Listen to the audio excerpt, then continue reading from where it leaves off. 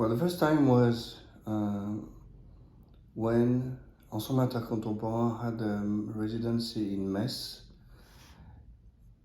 and it was called Account. And Account was organized by IRCAM and Ensemble Intercontemporain, so it was kind of little same as Manifest, which happened every June. So yeah, at that time, Yann and also great young composers, they were young at that time, were having a residency in, and we played his pieces. I think we play music chamber pieces. So that's where we started to meet, and as he was very interested in all ways, or any ways to find new sounds. At that time I was meeting in Metz great bow maker, and I had a crazy idea to find more density through other kind of bows. So I started to make experiences with very light bows like Viola da Gamba or Baroque double bass bows, and we tried different kind of sounds, and he was witness that, and was really interesting to. He was pushing challenge to me to make the subtone. When you distort the sound, it goes like something like a seventh lower, not an octave. But it was interesting. We tried that, and finally I was so exhausted. It's not possible. I said, yeah, it's possible. You can do it. But it was very funny. It was cool, and we met many times through many occasions, like when he created also his ensemble called Multilateral, and I played there at the beginning, and when I remember I decided to stop, and I told him that it was a bit serious discussion, and I told him I want to make a break with Ensemble Multilateral to focus more on classical music, because I need to explore more things, and he understood, and that's exactly at that moment that we started speaking about concerto. Then it took us 10 years, or maybe more, to shape the idea, to create something like concerto form, but over the form something really new. And yeah, it could have been a name like concerto or concertini or concerto grosso, like Mantovani or Peter Drush called them very classical names, or sonat for I don't know what, which is also interesting. But as Yann Robin is really attracted by Inferno for orchestra, or the writings about Dante and all the hell which is burning the worlds. I'm a bit. I wasn't concerning the name of the concerto. He proposed me Quarks, which was representing the smallest particle ever known until now. But I used other image for myself, so yeah, it was different. Well. It's interesting that you said you wanted to focus more on classical music, because this whole time that you're talking about this period, you're already playing with Ensemble Intercontemporain, right? So you have quite a varied career, and you play a lot of really, really contemporary music, and then also very classical music. So is it that you just had decided that you wanted to, like it was almost like too much contemporary music for you at once? Or I'm just curious, like... Well, there is always too much things for me. So I always do a paradox. So, for example, when I started Orchestre de Paris, when I was younger, I immediately started something else, like doing Rostov Polish competition, and then entering the master, or I don't know what it's called, perfectionnement in CNSM of musique de chambre and the King musique de chambre, music chamber competitions. So I always do both things, and when also I started ensemble contemporain, I immediately back again to school for Indian music learning. So as auditeur libre for 2 years with Patrick Moutal. So it gave me something more calm, because I was discovering Ligeti, Boulez, and also I was living in a Xenakis place, and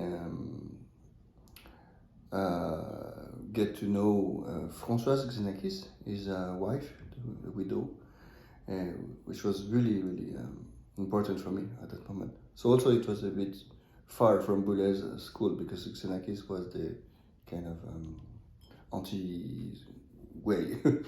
and then concerning classical, it's also important to have a balance. So all the time I've been doing that. So when one looks at Yann's music on the page, it obviously looks very different from a lot of classical notation, and a lot of the techniques he uses are very unique to his writing. So was this system of techniques and notation that was developed for his writing a collaborative process between the two of you, and how much did you work together to develop these techniques? Well, as you know, Yann is always writing a lot for an instrument, and he started with clarinet with Art of Metal 1, 2, 3. So it's always a triptych, and then we started to discover his way of writing through this concerto for clarinet. So the overpressure sounds was very well experimented in these scores, orchestral scores, and also he got always the feedback of musicians, which were not always sympathetic. And yeah, he had a lot of struggles inside him to just to assume, to be really sure about himself, and now it's done. But it was not easy all the time for him, and because the musicians always complain, and they're sometimes they're lazy, sometimes they're just in a bad mood, and we are like this, and what is important for us is to be la mise en valeur, to have to be on the stage, actually, to be soloist, to have to make the ego on the first place. Even if you're playing a piece of his that's an ensemble piece, or... Yeah, also in ensemble piece, sometimes if we don't hear ourselves, we are not happy. That's why we are in ensemble contemporain, because we're few that we can hear ourselves. That's the difference with an orchestra, when your ego is totally in pieces, because you are part of a group, which is a part of the string group, which is part of the orchestra group. So that's how it works, and that's why the ego is something really important to be took care of. To be taken care of. Taken care of. Yeah. Yeah. And yeah, but this is another subject actually. But concerning Yann Robin's way of writing, it was quite new. Even other saturation composers like Bedrosian or Sando also used that. But they have different paths now, Bedrosian and Sando. But Yann Robin is still on this till now. So Yann has the solo piece Draft 4, and then he has the pieces for soloist and ensemble or orchestra, Quarks and Quarks II. And it's interesting because the Quarks was premiered in 2016, and the Draft was premiered in 2017, but there's a lot of overlap in the pieces, and usually it happens the other way around, where it's the solo piece first and then the concerto. But how much overlap is there between the pieces? Overlap, what is it? Like the same material in in the Draft 4 as in the concerto, like the same music. Yeah. Like for example, when I saw on YouTube the recording of the concerto, I could find, there was a part of it that I could find directly. It was exactly the same as in the solo piece. So I'm wondering how much is the same. Oh, I see. Well, for example, Wood and Bones and trio version is really the same material, right? Of Jérôme Combier. And this, well, we were wondering first about the length of the entire piece, if it was not too long. So the orchestra version was not too long, and it appeared that it was very pleasant to listen it in these proportions, because this is so well written that the proportions are making us feeling good. Actually, there's introduction and different developments, and we feel really good to be an assistant of it, to look at it like this. And sometimes what is the problem of when it's too long of the length is we worry if the audience could be bored or getting sleepy or annoyed, or we don't know what they think, but we always worry. But if it's a balance between our worriness and how much we want to assume it, so we want to express it like we have to. We have to talk about it. We have to shape it, and that's really romantic behaving. How we consider the music and how the music comes into us, and how we want to shout it. That's why this concerto for me has a very romantic way to express, because there is no choice than going through things to make it that the result is a sculpture. It's not only 2Ds, but it's 3Ds really. Right. And that's interesting because this depth is something we work. Even the material seems to be very hard. Actually, we work on flexibility. Then it's deeper actually, and more flexible and more expressive. That I do it with my hands, and that's really the case. That we don't. Finally, we break less and less strings, and we are just really okay. And after having this gymnastic, Olympic gymnastic, so hard for 25 minutes, we're still okay physically. We can play it again. Actually. That was going to be another question I asked, is that his music requires this incredible physicality that I'm sure can take a toll on your body. And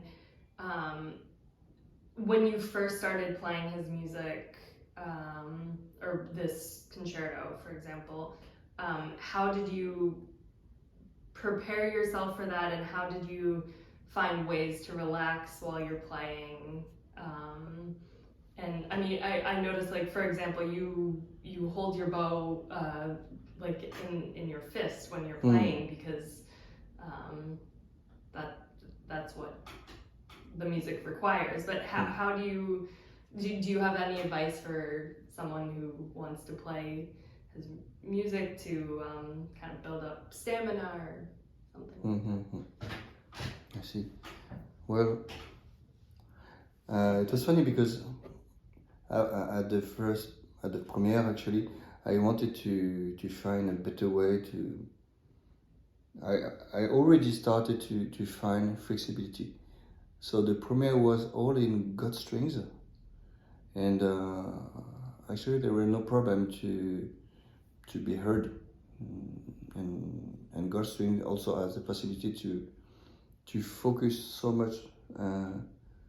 There is infinity of focusness, which bring more density, even in a material like gut strings, and people didn't really knew that it was not on metal, and so we can have the same approach with metal strings. That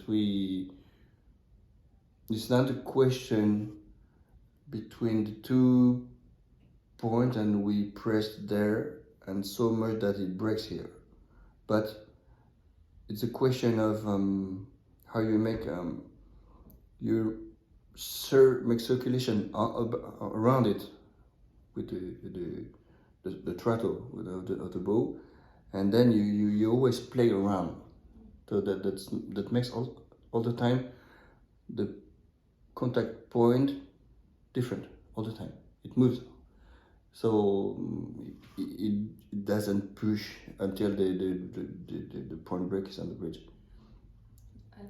And also I think it's the same on the body, that the body is always changing energy, and it's never the same muscles, it's never the same articulation, and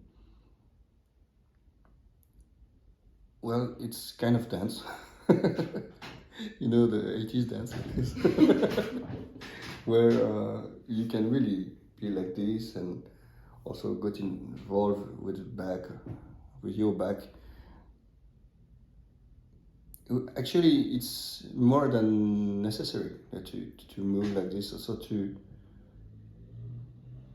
like the full and empty spaces of your sphere is making energy, and not so much in yin and yang philosophy, because I don't know that, but I feel it now. I'm like, as I'm saying that your density, your full part and empty part, like the resonant part, sometimes you are the resonance of the cello, which has density, and sometimes it's the contrary. So this is always a question of how to release, and then you punch it, you project it. So that's interesting, because also in terms of impact, there's a lot of way of projection, and if we feel The Bartok piece is most hitting. Projection actually is not the most powerful, so it's in the all the surrounding sound it's like just a pinch. So you can make so many more kind of layers, but layers of hits. Mm-hmm. So that's funny.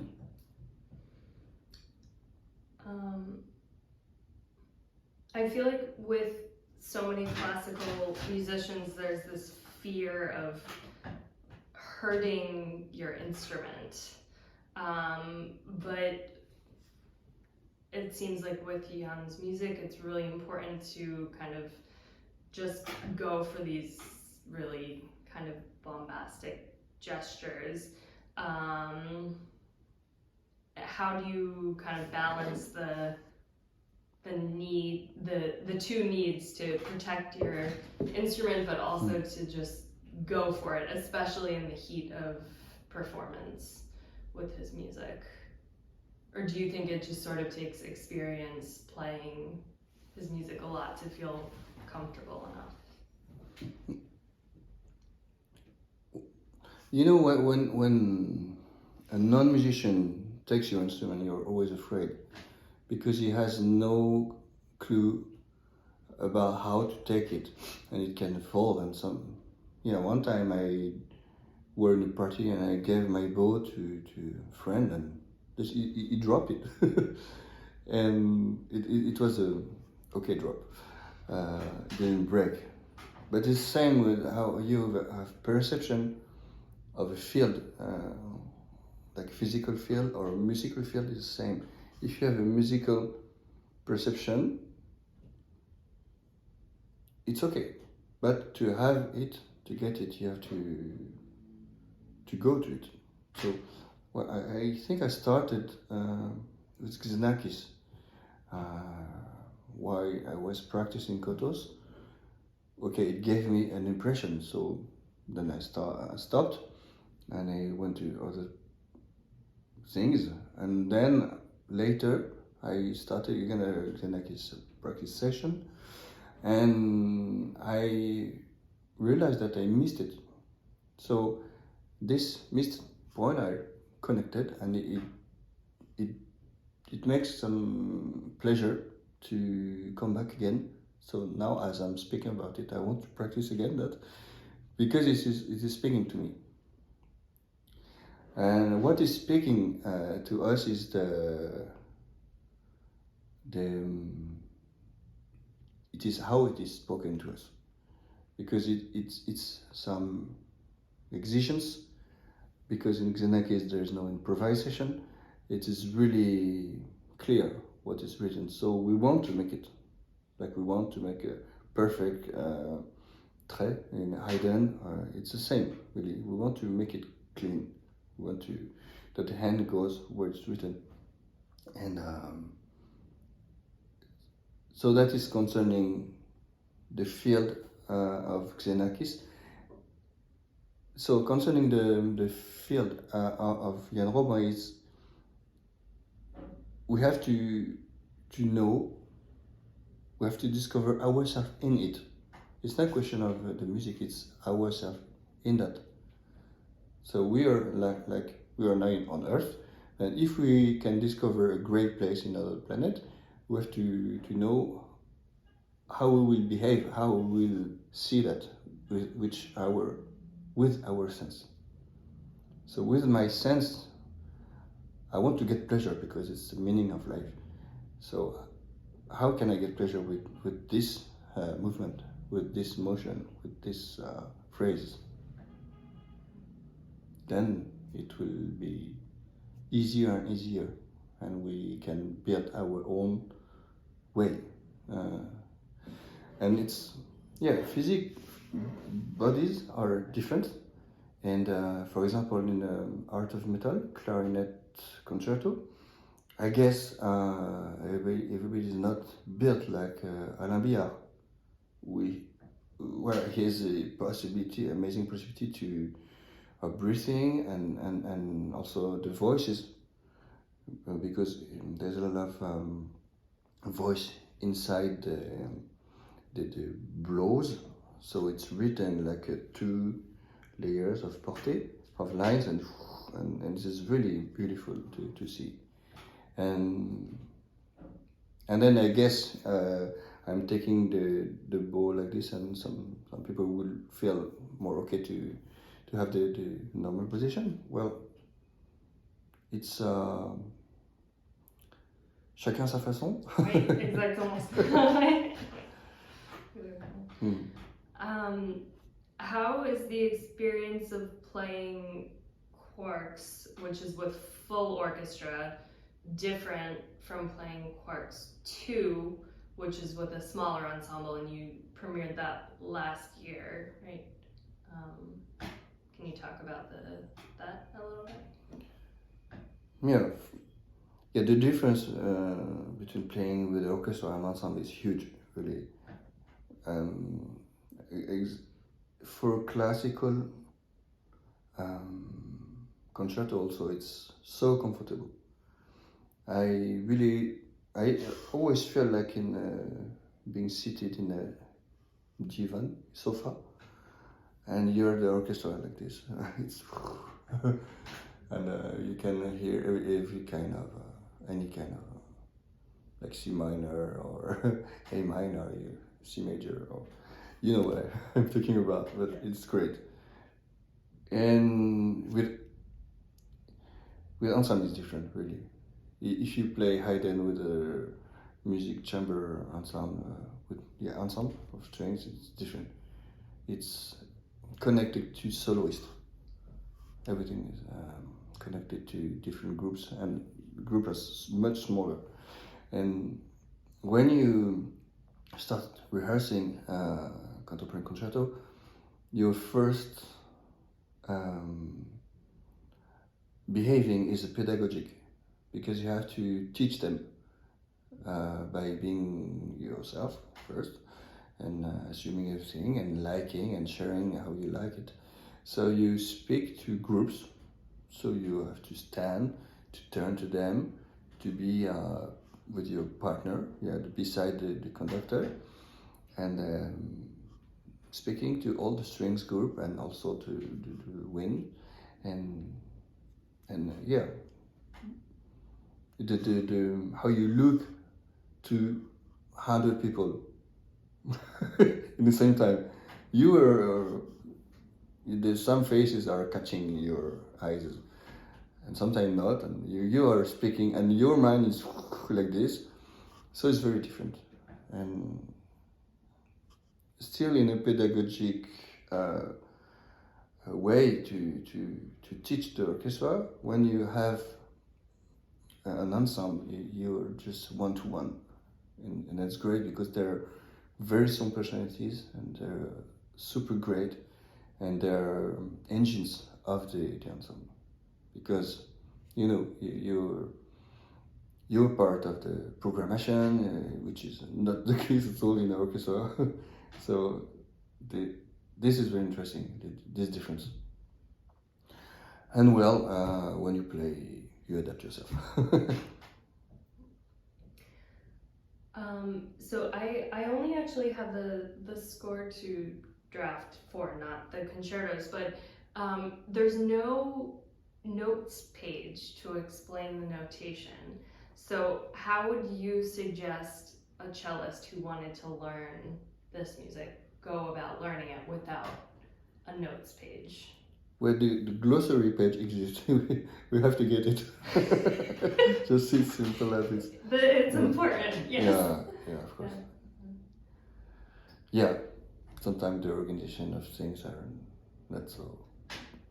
Okay, but as long as it exists, it's then necessary. It will be added. Yeah, definitely. I mean, I feel like with a certain amount of experience, you can use context clues to figure out sort of how to do things, but I find it's always better if you have the notes actually there. The notes are important, but sometimes there are no notes. Like the way of writing is totally desertic, like in a Kurtag style.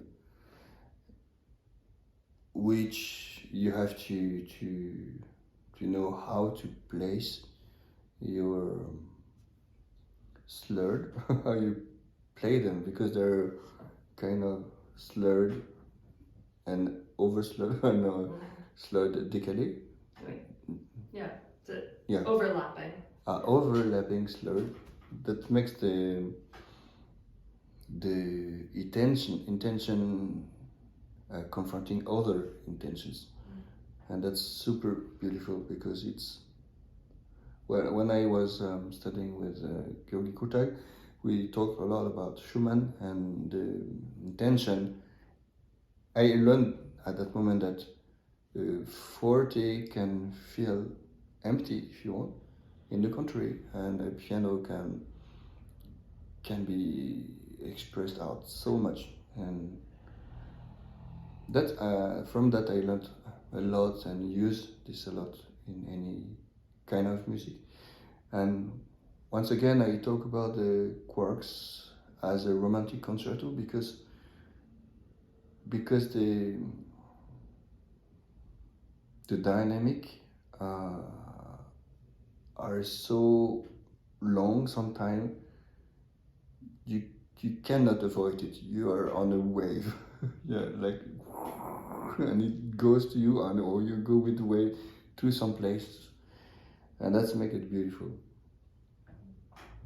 And the notes are important for what? For, I guess, to get the right gesture, but it's only a phrase, and it's difficult to. Well, it's necessary, but it's not all. So we have to find other way of notes, like maybe some videos on our website, for example.